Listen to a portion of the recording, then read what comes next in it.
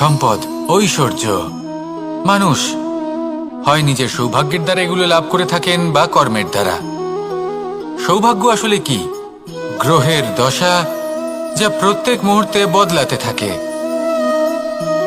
কর্মের মাধ্যমে যখন আপনি ধন অর্জন করেন, তখন সেই ধন আপনার আগামী প্রজন্ম লাভ করে। সেটা হয় সে ভোগ করে বা তার জন্য তার ভোগান্তি হয়। আর এটা নির্ভর করছে আপনার কর্মের ওপরে। কি কর্ম করেছেন আপনি সেই ধনকে লাভ করার জন্য। যদি আপনি সৎ পথে চলেন, নিষ্ঠা ভরে আপনি কর্ম করে থাকেন এবং তার ফলে আপনি ধন অর্জন করে থাকেন, তাহলে আপনার আগামী প্রজন্ম সেটা ভোগ করবে, সেটা প্রয়োগ করবে নিজের বিকাশের জন্য।